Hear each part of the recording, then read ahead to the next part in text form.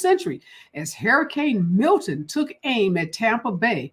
Everyone from local officials to President Biden urged vulnerable residents to flee from the monster storm, which exploded on Monday into one of the most intense Atlantic hurricanes on record. If you're going to get out, Governor Ron DeSantis said at a news conference today, get out now. And a National Times poll found Kamala Harris with a slim lead over Donald Trump. Voters were more likely to see her, not Trump, as a break from the status quo. Voters are now more likely to credit Vice President Harris than Donald Trump with representing change and caring about people like them, as VP Harris takes a slim national lead in the race for the White House. The finding is the first time VP Harris has led Trump in the Time Siena poll since July, when Biden dropped out of the race and Democrats rallied behind her as his replacement. And Vice President Harris appeared today on ABC's daytime talk show, The View, as well as Howard Stern's radio show, before taping The Late Show with Stephen Colbert, which will play later tonight. Former President Donald Trump's virtual town hall event was postponed. Well, during her media blitz, VP Harris pitched a proposal to help people raising children while also caring for aging parents, and she denounced former President Donald Trump's calling some of his statements surreal and saying he was too friendly with Russia's President Vladimir Putin. And a majority of the Supreme Court appeared sympathetic today to the Biden administration's claim about gun rights, particularly those related to background checks. At least 5 justices seem to favor the measure. This is all related to homemade guns that skirted background checks, that is. 5 of those justices seem favorable to the measure, with 2 conservatives, of course, Justice John Roberts and Amy Coney Barrett, showing skepticism towards the plaintiffs. Now, the plaintiffs are gun manufacturers and owners who argued that the administration had overstepped bounds in regulating so-called ghost guns. And former President Donald Trump's campaign is betting millions of dollars that most sports fans don't want their taxes spent on providing gender-affirming surgeries for prisoners, including undocumented immigrants. Well, viewers tuning in, that is, to the NFL and college football games in recent weeks have been bombarded with 2 Trump ads running nationally and locally in swing states. They take issue with VP Harris's past support for taxpayer-funded gender-affirming treatments. They're running during baseball playoff games as well. And Vice President Harris today, while she was on that media blitz, also talked about Medicare. And that was Medicare to cover long-term care services at home. Now, this would be a significant expansion of that program aimed at helping tens of millions of Americans who are caring for aging parents. Harris's announcement was designed to address the growing number of elderly Americans with serious medical needs who hope to stay in their own homes, as well as their children and other relatives who tend to them with little financial help. Well, Donald Trump has falsely claimed as president, he did claim as president, that cleaning, forests would prevent California wildfires. He showed Americans a doctored hurricane map, remember that, altered with a Sharpie to bolster an inaccurate tweet about the storm's path. He said the calculated death toll of Hurricane Maria had been inflated, which was untrue.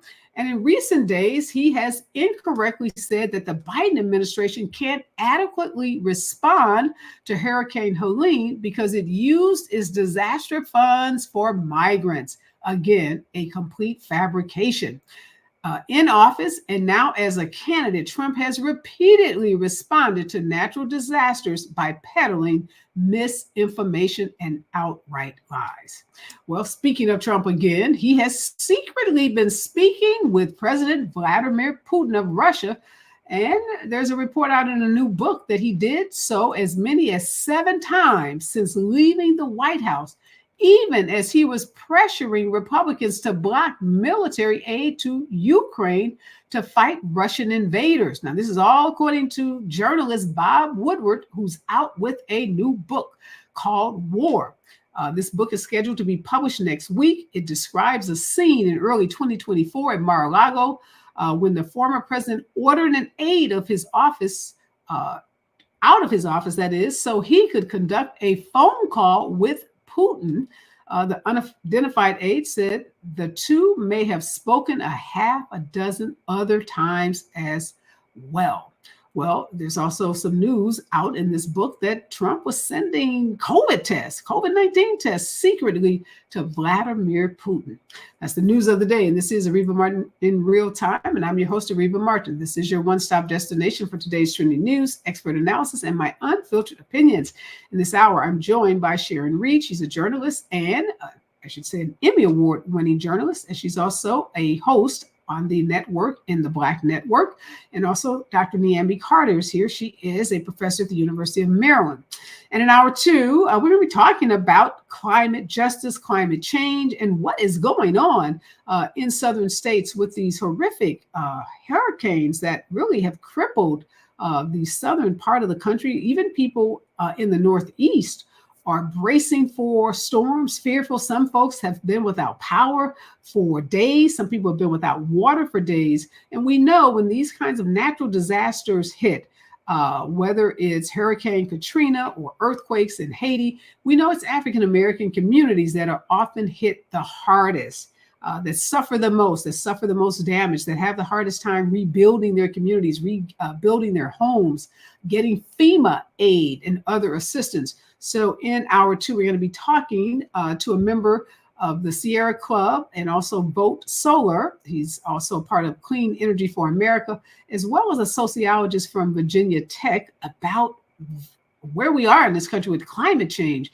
And particularly given this pivotal election that's happening in less than 30 days, what everyone needs to know about the candidates as it relates to their positions on climate change and climate justice.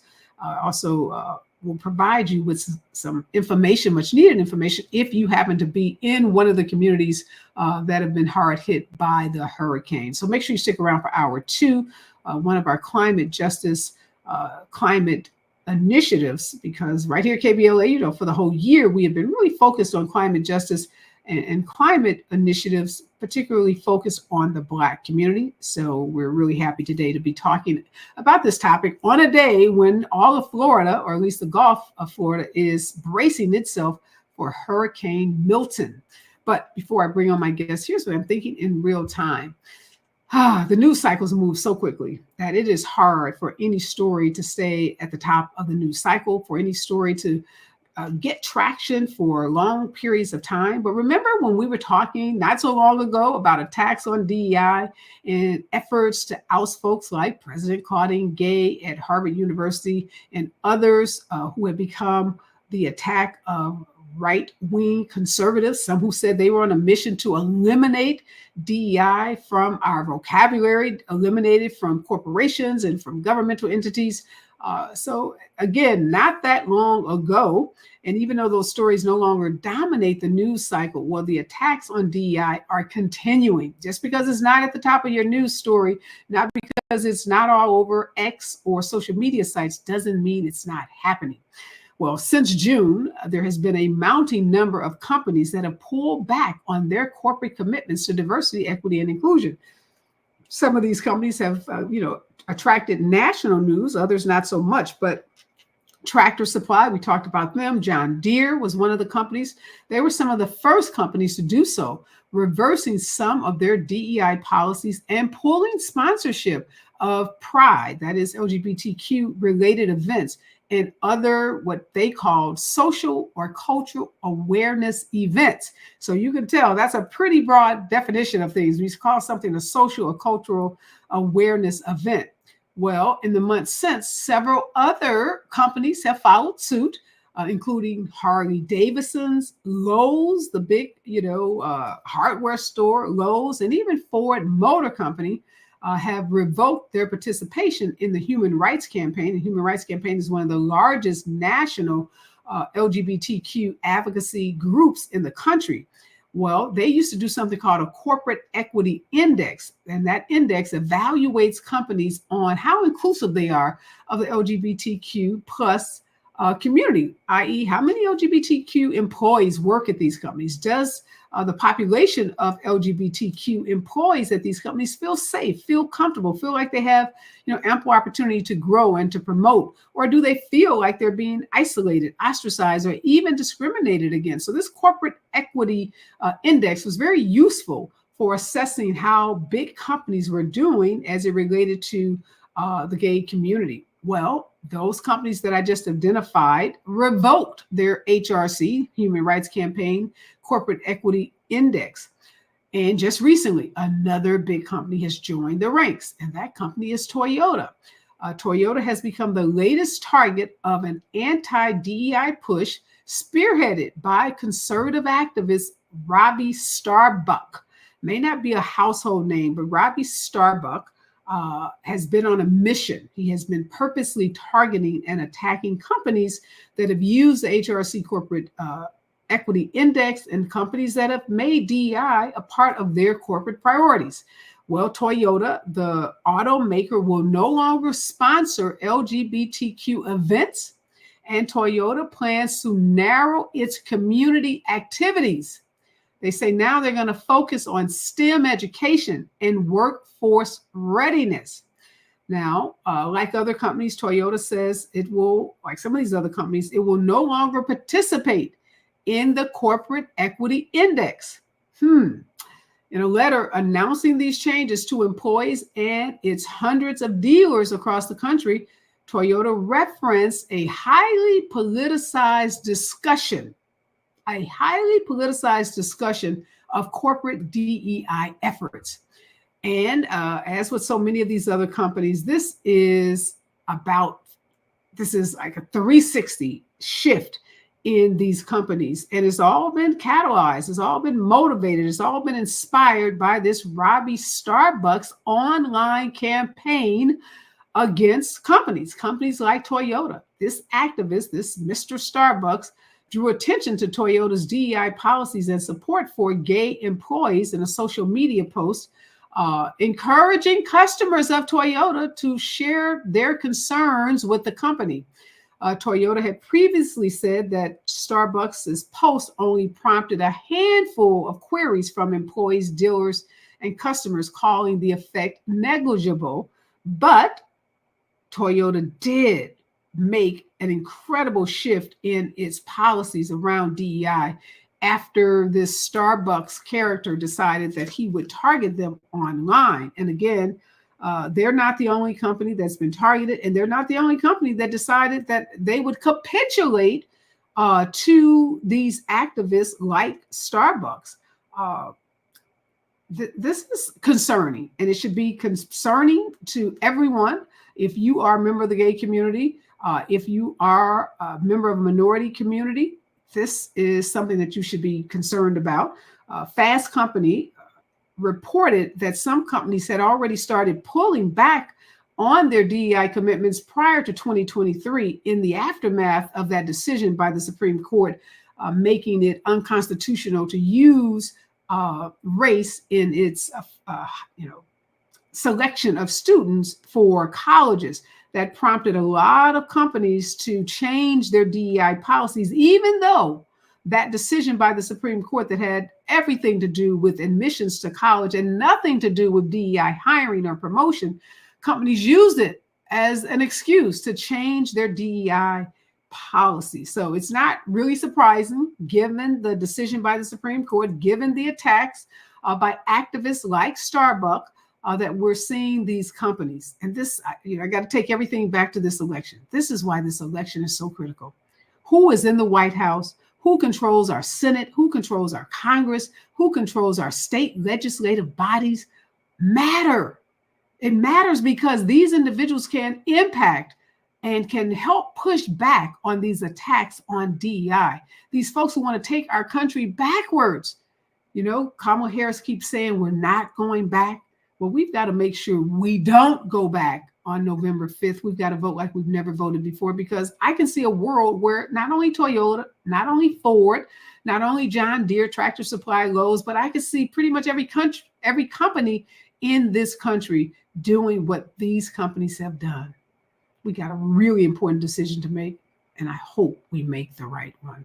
When we come forward, more of today's breaking and trending news right here on KBLA Talk 1580. Stay with us. You're listening to Areva Martin in real time on KBLA Talk 1580.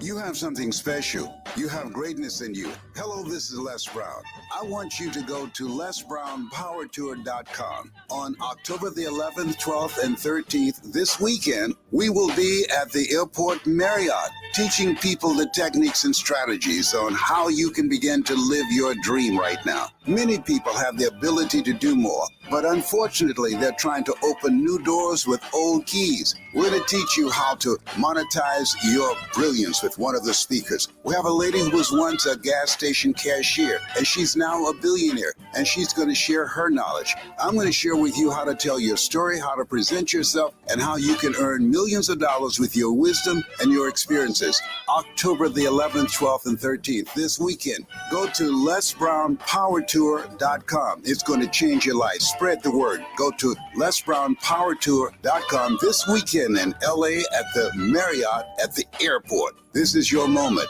You have something special. You have greatness in you. That's my story, and I'm sticking to it.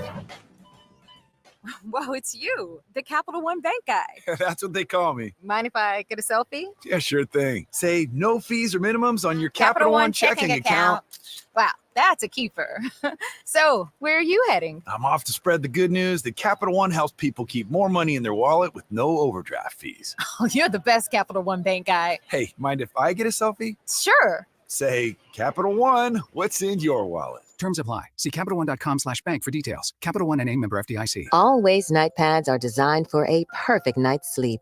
So you can do your bear hugging a pillow thing, your free falling starfish thing, your burritoed in a blanket with the AC blasting thing. While Always night pads with rapid dry do there, we've got your back with fast absorbency and up to 10 hours of protection thing. So while your period's doing its own thing, Always lets you do your sleep thing. Shop for Always in-store or online, wherever you get your pads. Hey there, Los Angeles. This is James Lucky Jr., publisher and editor of Los Angeles News Observer. Are you hungry for news that matters to you in the African-American communities of Los Angeles? Well, buckle up, because we got the scoop you've been craving. Stay in the know and never miss a beat with our free weekly publications conveniently available near you. Or hop on the digital wave and become an exclusive subscriber at OGNSC.com. Don't forget to join the party on Instagram and Twitter at OGNSCINC for behind-the-scenes access and sizzling updates. No more FOMO. Let's stay informed, connected, and empowered together.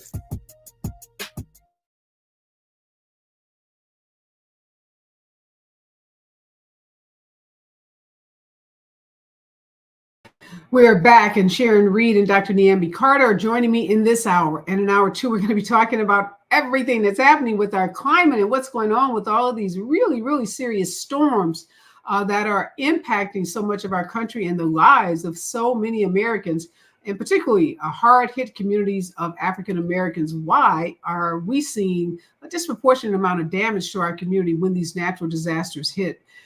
Sharon, but first, some good news. Vice President Kamala Harris is up for the first time since July in this Times Siena poll. Folks see her more likely as the change candidate and as the candidate that cares about people like them. Probably not surprising to us, but we don't make a whole lot of polls around here, but whenever there's a good poll, of course, we want to talk about it. So what do you think of this good poll for Kamala Harris and team? Well, it is a good poll, and it's a heck of a feat, frankly. She is an incumbent, part of an incumbent administration. So it just goes to show you, too, not to take anything away from her, just exactly who Donald Trump is. He is a scary boogeyman that is really going to jump out of the closet. And I think Americans are recognizing that. At the same time, the fact that we are, I guess this is our new normal, somewhat relieved, surprised, whatever emotion you want to put on it when you weigh these two options. I'm still very, very concerned and will stay that way. What are we, 28 days or less through Election Day? No, I think we all have reason. And folks often say, Dr. Carter, why is this race so tight? We've talked about it a lot on this show, the fact that some people are single issue voters, and for them, they have bought into this narrative. I was just talking to someone the other day, and they were saying they are voting for Donald Trump. He's better for the economy. Now, we've had economists after economists come out to say that Kamala Harris's economic plan is actually better for the economy, that his plan will create, a gazillion times more to our national debt than her plan, that his plan is not realistic, it's not feasible. I mean, they've just criticized his plan. Even people from his, school where he went to, Wharton University, UPenn, has criticized his plan, but people have got it in their brains that he's good on the economy. That's that privilege of being a white male. It's the privilege of being affluent. It's the privilege of being, what we thought was a billionaire. So people just automatically assume that if you check all those boxes, you must know more about money and the economy. Right. I mean, I think people who say that that's their issue and that's what they're voting on, we're going to vote for Donald Trump anyway, because this is not about a holistic appraisal of the economy and how it works for the both of us. This is about tax breaks for the wealthiest individuals and making sure that they get to keep more of their money in their pockets. Part of the issue and part of the way we found ourselves with these glaring disparities in the economy are because of these tax cuts, not just the ones from Donald Trump, but I mean, we saw them all the way back to Ronald Reagan. And it means that more middle class and working class people are paying more in taxes than the wealthiest Americans. And I think for most of us, that strikes us as not fair. But also some of the people who are doing this are aspirational wealthy people, right? They want to be wealthy. So they make decisions based on money that they don't have, but that they think will come from a Trump economy. It's not going to happen. But people also are making those kinds of decisions. And look, when you're looking at your bank account and see, a bag of groceries cost you $100 today that might have cost you $80, a year or two ago, nobody is saying, well, that's the company's price gouging me. It's the government's fault. And unfortunately, it's happened on the watch of this Biden-Harris White House. So people are also kind of making prospective judgments based on the very real experiences they're having right now at the pumps and at the grocery stores and other places. So, I mean, I think, still choosing to vote for Donald Trump, I don't know. I think you're right. It's a luxury that many of us do not have, especially when we think about the net negatives of a Donald Trump presidency. I mean, it's not just about him and being able to run this economy. Our economy depends on our global neighbors, and those people don't have a lot of faith in us. This is a man who said he doesn't like to pay overtime. This is a man who doesn't like to pay his workers and his bills. So how is he going to be good for the every person if he doesn't even want to do what it takes as a business person to keep his employees and those skilled workers that he talks about often paid and employed? Like, make it make sense, because those continents are not meeting for me right now. Yeah, there's a book coming out that's going to give us more insights into Donald Trump. Bob Woodward's book, War. I don't know, Sharon, how impactful might it be learning that Donald Trump was sending Putin COVID-19 tests and has been talking to him on the phone while he's telling Congress not to send aid to the Ukraine? Will it just get lost in the noise of the internet? And the noise of the internet and the noise and chaos that is Donald Trump. It's not surprising. He's in love with Putin. And that's what you do. You send love letters or COVID tests. You want to protect those who are near and dear to you. Americans need to wake up. This guy is behaving in every way that is aligned with the word treason. That's how he's behaving. Treasonist. And I don't know how many breadcrumbs you need, how many trails you need to follow to lead you to no good for America. What's so shocking, though, is all of the Republicans that were so under Ronald Reagan, so anti-Soviet Union, anti-Russia. I haven't seen anyone speaking out like with disgust and disdain that Donald Trump has this personal relationship with a dictator whose sole mission is to wipe all of us off the planet of the earth. So he is in bed with this guy, literally sending him tests to save his life. Dr. Carter, I don't know how we get people to appreciate that, or Republicans. I don't know how they sleep at night, knowing that the person they want in the White House is cozying up to, not cozying, has cozied, past tense, is good friends with this guy. You don't talk to somebody 7 to 10 times, if you're just casual relationship. Well, I mean, look, Donald Trump is an aspiring despot, right? I mean, Putin is his idol. I can tell you, I'd dump you if you kept calling me 7. Now I got things to do, Areva. Okay, but I'll tell you that. I have things to do, and so this tells you it's one of those complicated relationships. But I'll let the doctor explain her view. But no, I'm just saying he wants to be like Vladimir Putin. He wants to have the control of the United States and his population that Vladimir Putin has over Russia. So, I mean, this is an aspirational relationship. He is looking up to him, right? As a despot in training. That's who he wants to be. That's who he's trying to be. And I think you're right, Areva. I mean, I remember being in elementary school doing the drills and getting ready for, Russian invasions and watching Red Dawn and being afraid, because that was like the scariest thing that could happen, was being invaded by the Russians. Thank you. No, it wasn't shooter drills, right? We were getting ready for a Russian invasion. Yes, exactly. So we're dating ourselves, Dr. Carter, but this is real. And can I say this, Doc? When you talked about aspirational and want to be in Atlanta, we call that a groupie. Okay, he is totally taken by Putin. He's a groupie. He's definitely a fan, super fan. Yeah, he's fanboying out for sure. When we come forward, ladies, we're going to talk about the CBS interview. Ta-Nehisi Coates, the journalist that drilled him about his new book about the Middle East, is not going to face any additional discipline. I want to get your take on that when we come forward right here on KBLA Talk 1580. Stay with us. More of Areva Martin in real time when we come forward. I'm Amber Payton. Here's the latest on the Black Information Network.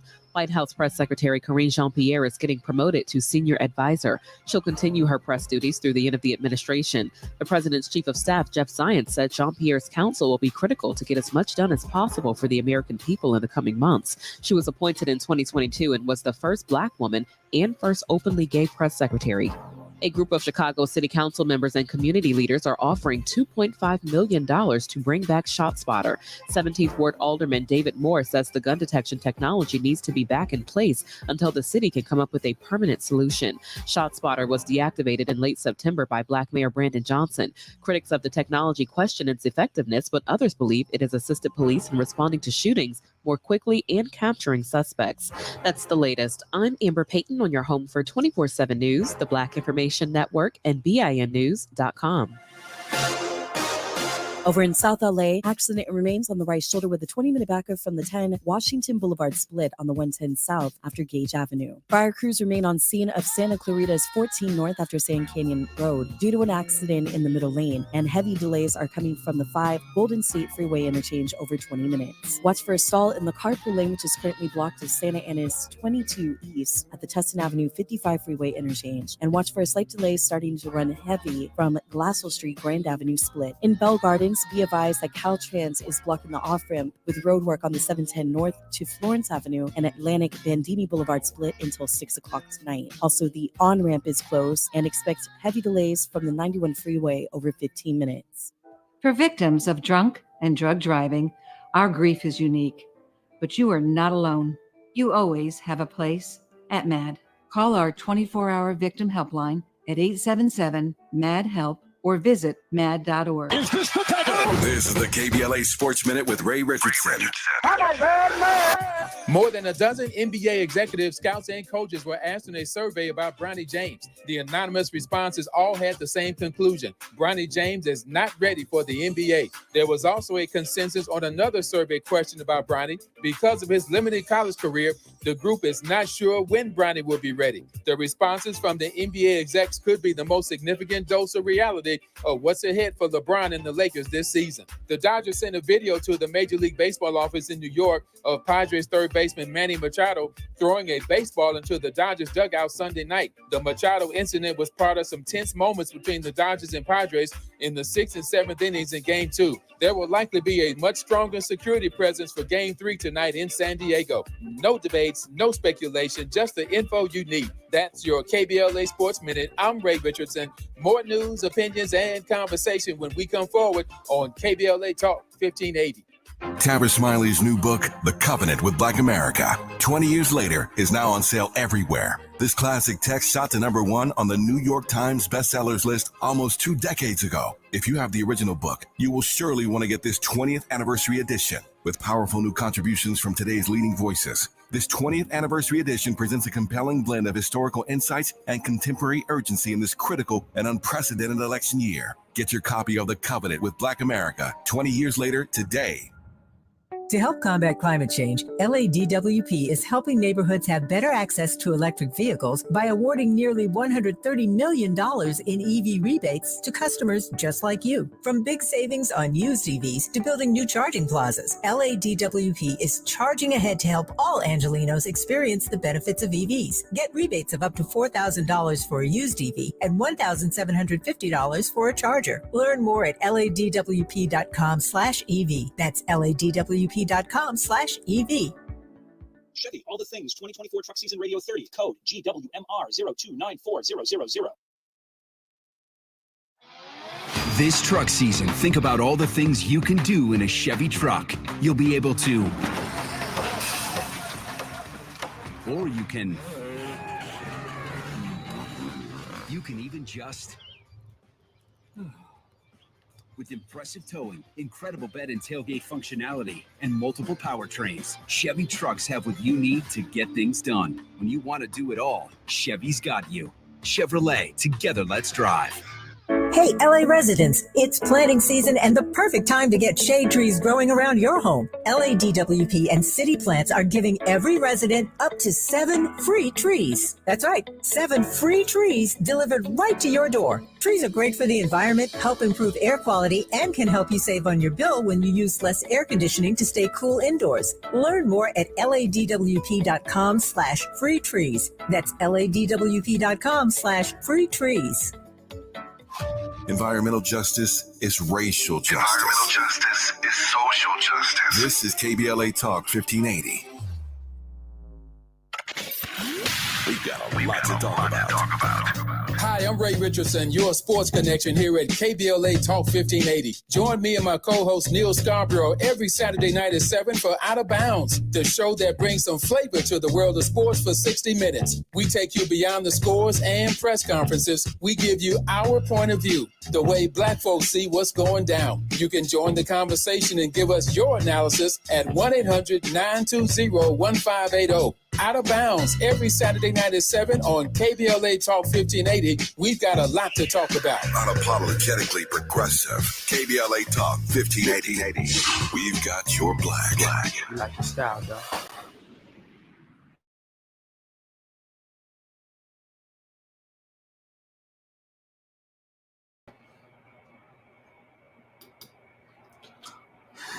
All right, we are back, and Sharon Reed and Dr. Niambi Carter are joining us in this hour. And in hour 2, we're going to be talking about climate change and climate justice. You can't be on any news site without hearing about these hurricanes and the devastating effect it's having on many people. North Carolina, now Florida, is bracing for Hurricane Milton. Governor Ron DeSantis is telling folks in Tampa Bay, to get out and get out now. Why are we seeing these kinds of horrific natural disasters? And why is there such a disproportionate impact on communities of color? So we're going to be talking about climate change in hour 2. But there's some news breaking news that CBS Mornings, their co-host, Tony DuCapo, will not face any further repercussions over his controversial interview with Arthur Ta-Nehisi Coates about Israel. We know that yesterday, the news division at CBS was roiled after management admonished DuCapo on an editorial call over his exchange with Coates on the September 30th edition of the program. There was a video clip that went viral of that interview. Many people believe that Tony DeCappo, who happens to be Jewish, has 2 children living with his ex-wife in Israel, exhibited his implicit bias during the interview. Some folks believe he was downright disrespectful. So now that I have you, Sharon, an award-winning journalist who's been in this situation, and you, Dr.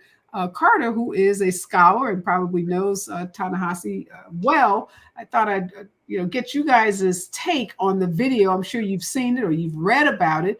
Starting with you, Dr. Carter, what did you think? Did you feel like the journalist was pushing too hard, was exhibiting any kind of bias in the interview? Well, look, I mean, he basically likened him to an extremist. I think that pretty much says it all. And I think I'm certain Ta-Nehisi Coates expected some pushback. He is very clear about this book and what this environment that he published it in is like, particularly for people who are taking the unpopular side, if we will, right? Or the road less traveled and talking about Palestinian voices here. And I don't know him well. I know him as a member of the community at Howard University, but I don't know him personally. But I will say, I mean, I thought Ta-Nehisi handled it flawlessly, but this is to be expected. I will say, as a person who is not a journalist, but as an observer, it was very clear, right, that what the journalist, his interlocutor, I don't even want to call him a journalist in that moment, he was clearly trying to prosecute a point, right, that whatever Israel is doing, what the Palestinians did was worse, right? And so whatever that Israel is doing is forgiven because of this event. And I think that left people feeling, I think, in addition to, coming after Ta-Nehisi Coates, that's like neither here nor there. He's an award-winning writer. He's going to continue to be. He's okay financially and otherwise, professionally. He'll be fine. But I think it was just sort of callousness and the one time that you see a journalist not want to get both sides, right, and not take 2 positions. But I really took umbrage, right, with the piece when he said, if your name wasn't attached to the book or your publisher, this wouldn't look out of place in an extremist backpack. I just thought that was very loaded language and decidedly so. And it didn't have to go that particular way. He could have asked him hard questions. He could have done it differently. So Sharon, there are a couple of things about that interview. One, the journalist asked, why leave out that Israel is surrounded by countries that want to eliminate it? Why leave out that Israel deals with terror groups that want to eliminate it?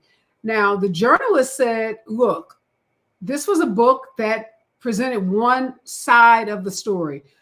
They talked about the treatment of Israel towards the Palestinians, compared it to the Jim Crow era of segregation in the U.S.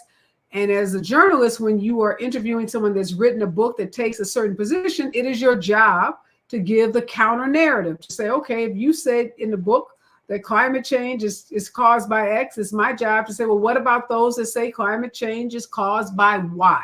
And that's all he was doing, was bringing up the counter narrative.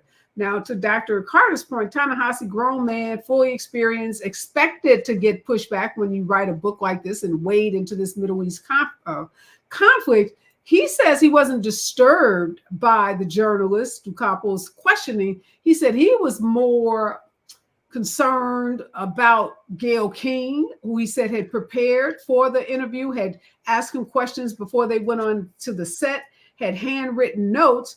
And the other journalist that sits at that desk for the CBS Mornings, that those journalists were locked out of the interview because this Tony DeCappo journalist dominated the conversation.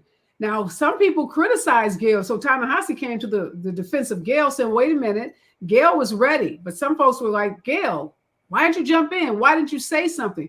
So give us your take on that. And then I want your take on how DeCappo was called out in a staff call. Other folks said that was highly, highly unusual to be admonished before your peers in a call like that. I think it was highly, highly premeditated, and I'm not buying it. CBS themselves likely leaked that to escape the criticism. Had this not gone viral, they would not have seen anything wrong with it. Gayle King, by the way, is the #1 talent at CBS. Her paycheck says it, her friendship with Oprah, and everything she's achieved. So do you think that if Gayle King wanted to jump in, she would have been prevented from it? However, I don't want to focus on the Black woman on the desk. I will say this, okay? Yes, Mr. Coates wrote a book that was focused intentionally on another narrative, the other side of the story. And maybe he wasn't fair. But you know what isn't fair? The other side's represented every single day, multiple times a day throughout the media. We know all about the suffering, the harm, the hurt, the pain, the torture, the Holocaust of the Jewish people.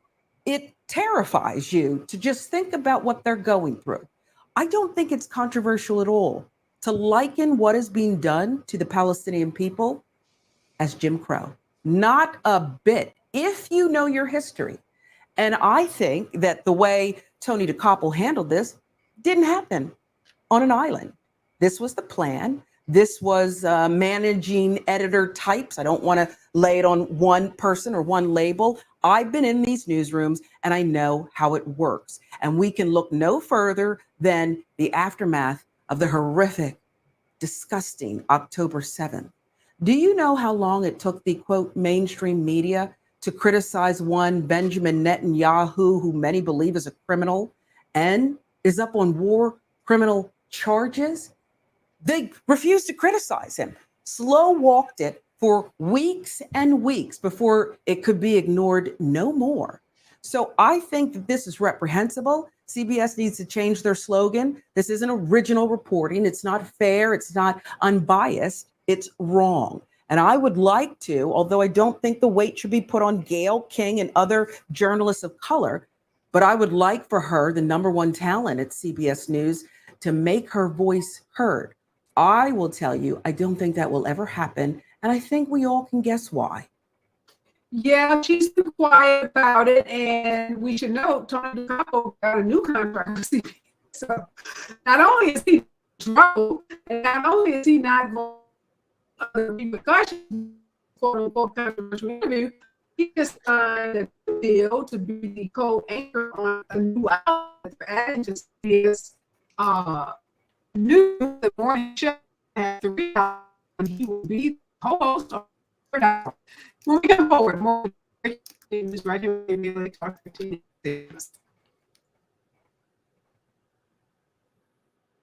You're listening to Areva Martin in real time on KBLA Talk 1580.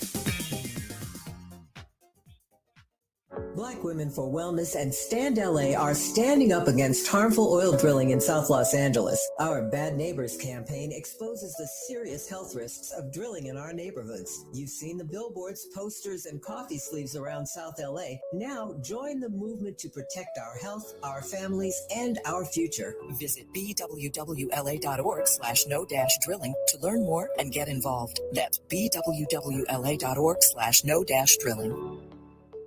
We asked seniors how to prevent Medicare scams. My best advice, if you get a phone call, do not talk to the person. These people are well trained. Don't talk to them. They don't know me. They're just trying to scam me. Don't be fooled. Hang up. Just hang up. Never give out your Medicare number. They're going to get your number to put in a false claim. If I get a call from someone, I don't pick up the phone. And should I pick up the phone and they ask for information, then I hang up. How do you detect Medicare fraud? Just like I check my credit card statements, I check my Medicare statements monthly. Scammers can get a hold of your number, order medical devices through your account, and you're not even going to know about it if you don't look at your statement. Check your statement every month. If you get your statement and you see something that you know you did not have done, you report it. Call your senior Medicare Patrol.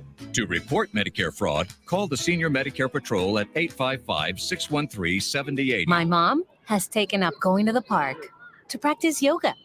My dad's going to a club, but not a book club, a salsa club. Finding new hobbies comes with age.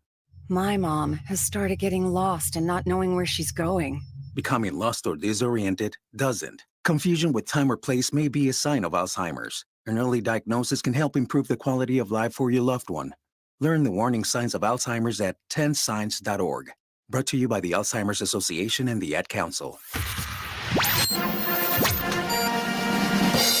KBLA Talk 1580 congratulates Tavis Smiley on receiving the Presidential Lifetime Achievement Award from President Joseph R. Biden Jr. for a lifelong commitment to using his media and philanthropic platforms to help build a stronger nation. A host of Tavis's family, friends, colleagues, and luminaries, including LA Mayor Karen Bass, joined in the celebration.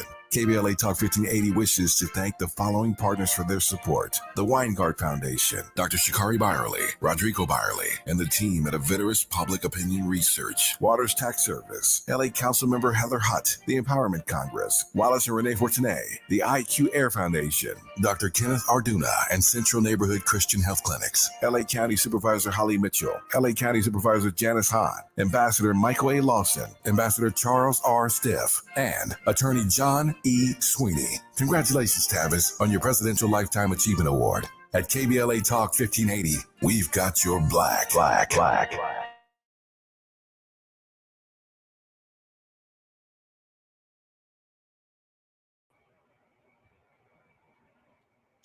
We are back, and we are in this hour tackling today's trending and breaking news with Sharon Reed and Dr. Niambi Carter. And in hour two, we're going to be talking about climate change and all these horrific hurricanes and storms that are impacting the South right now, and also some folks who live in the Northeast. Something interesting is happening this weekend, Sharon, and that's Donald Trump is coming to California. He's actually going to be at Coachella Valley out by the Palm Springs, Palm Desert community. Has a lot of folks scratching their heads about why would Donald Trump come to California so close to the election, a state that he lost by 29 points in the last election, a state that he has no chance, zero chance of winning. Now, obviously, folks come to California, Democrats and Republicans, to pick up money because there's a lot of money in a state like California. We have tech industry, we have the entertainment, we have sports teams. So oftentimes it's just, seen as a piggy bank. But Donald Trump is doing like a whole campaign rally event in Coachella Valley. Now, he says he's coming to highlight the complete mess, he calls it, that California is in because of Kamala Harris. What do you make of this visit by Donald Trump to California? I think I love freedom of speech. I love a free press. But I wish in this regard, with this enemy number one of the people, that the state of California would ban him. Canada does that to people. Ann Coulter wrote a book once, Bill O'Reilly. It was right with, they deemed racism, bigotry. And so they were denied access to speak at certain events. And it's a slippery slope. But these lies that are injuring people, keeping people from coming forward, asking for help, having the American people doubt systems even more than they would normally. Okay, they're questioning their very existence, and he's just making it up as he goes along. And I don't know why we continue to entertain him, despite his status as a former president. He should be labeled a danger, just like cigarettes were, or beer, drugs, warning label. He should be forced to have it on the back of his oversized coat and not be able to remove it, because this is really serious here. Well, that and the fact that Trump tried to block disaster aid for firefighters in California when we had, disastrous fires. He jacked up our taxes to reward his buddies in other states and bragged about taking away the reproductive freedom from women in the state of California. So there is no love for Donald Trump in the state of California. But Republicans don't care about that, Dr. Carter. They just want to, lap up, the essence of Donald Trump, be in his presence, stand by him, take pictures, even though to be a Republican in the state of California and to be tied to Donald Trump probably means you're going to lose and lose big. But winning and losing sometimes doesn't seem to be motivating these Republican candidates. No, we see everyone in his orbit has kind of gone to jail or prison or had something happen to them, lost their legal licenses, right? People around Donald Trump don't typically fare well, whether they're political candidates and running for office. His coattails are not that long, or it's the people who've done his bidding. But I think what Sharon said is a really important point. The dangers of Donald Trump will outlive Donald Trump. That man is not young. He will not be with us forever. But the politics of lying, of not telling the truth, of distrusting the government, of sowing these seeds of dissension to win a political campaign will last long beyond him, which is why he can come to California, because there are people who are going to give him pots of money.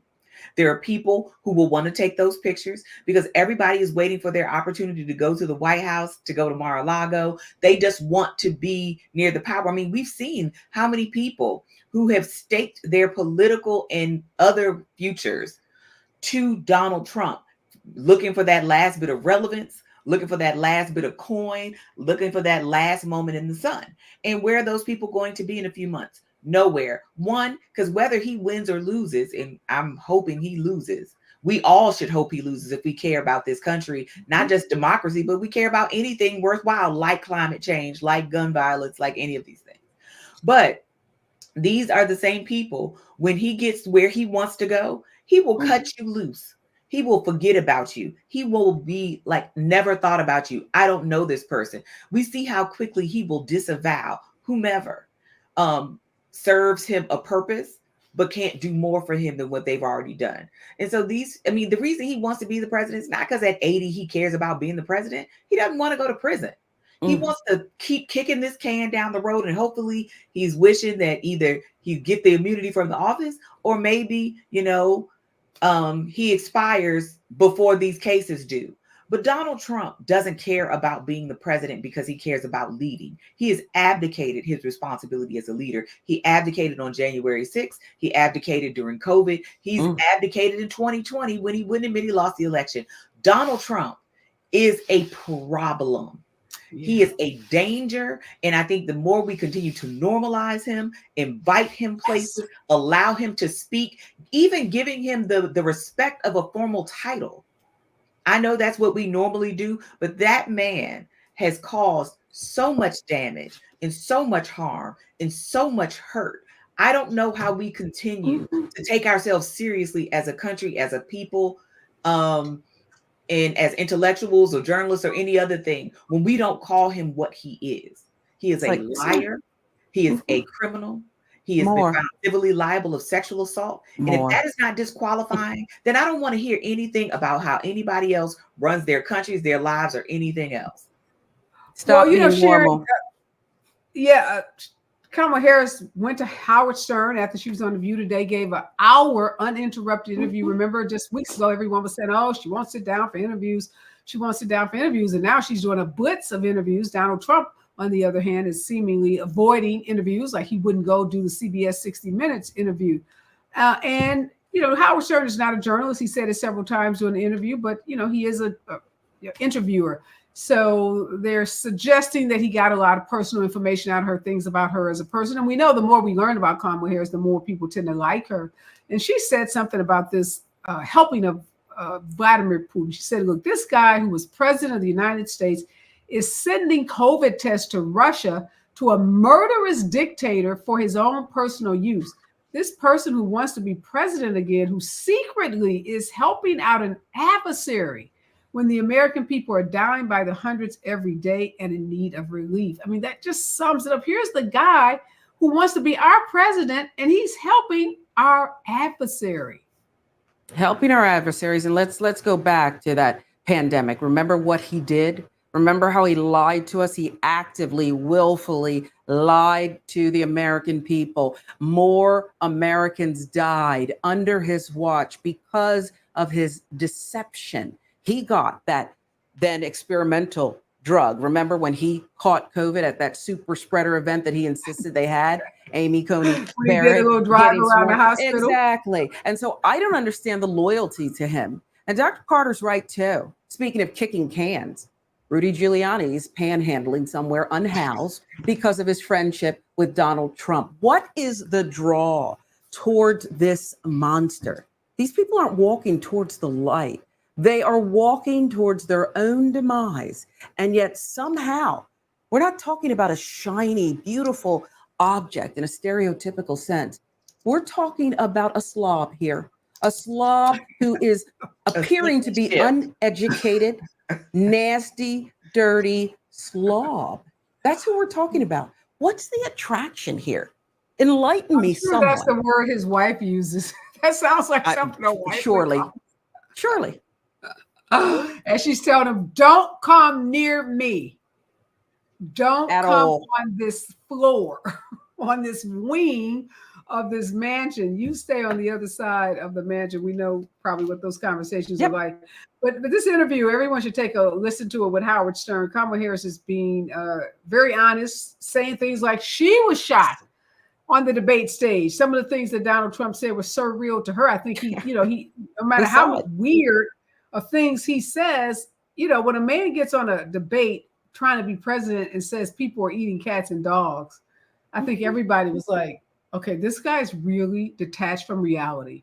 Did you see And her he face? has convinced, he's convinced everyone that he can say or do anything. And he has that 30% of his base or 30% of the American people that just will continue to support him. But I just love, Sharon, that Kamala is doing these interviews. It was one of the critiques of her that she was afraid. She had to be scripted. She had to have a teleprompter, all things that we know are not true.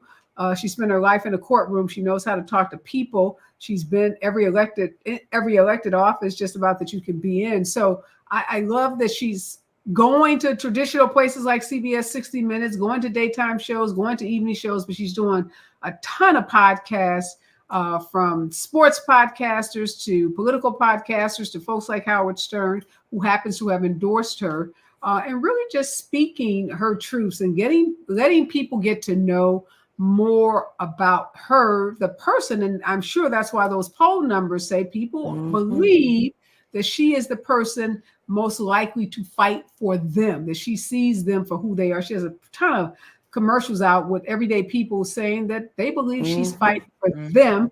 And we know whenever Donald Trump opens his mouth, and now we have receipts to back it up, everything he says and everything he does is in the service of one person. And that one person is himself. Yeah, that's right. All right, ladies, we are out of time. Thank you so much, Sharon. Thank you so much, Dr. Carr. Always a pleasure to be in conversation with you. When we come forward, what is going on with all these hurricanes and storms and natural disasters? We want to make sure people are safe all over this country. So make sure you stick around to hear about climate change and climate justice right here on KBLA Talk 1580. Stay with us.